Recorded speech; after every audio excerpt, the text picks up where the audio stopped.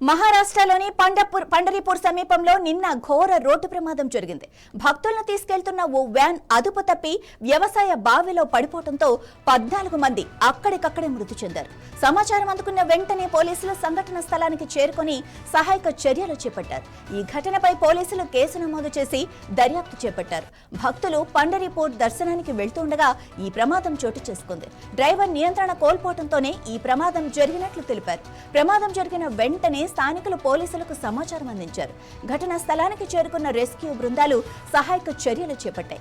బావిలో చిక్కుకున్న వారిని బయటకు తీసేందుకు గజేతగాళ్లు, అగ్నిమాపక సిబ్బంది తీవ్రంగా శ్రమిస్తున్నారు. ఇప్పటికే 14 మంది మృతదేహాలను వెలికి తీసినట్లుగా అధికారులు తెలిపారు.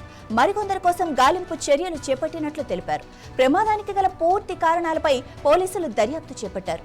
బావిలో నీరు ఎక్కువగా ఉండటంతో రక్షణ చర్యలు కష్టంగా మారినట్లు సమాచారం. ఇక ప్రమాద సమయంలో వాహనంలో మొత్తం ఎంతమంది ఉన్నారన్న విషయంపై ఇంకా స్పష్టత రావాల్సి ఉంది. ఈ ఘటనతో పండరీపూర్ ప్రాంతంలో తీవ్ర విషాద ఛాయలు అలుముకున్నాయి. భక్తుల మృతి పట్ల స్థానికులు, అధికారులు దిగ్భ్రాంతి వ్యక్తం చేశారు.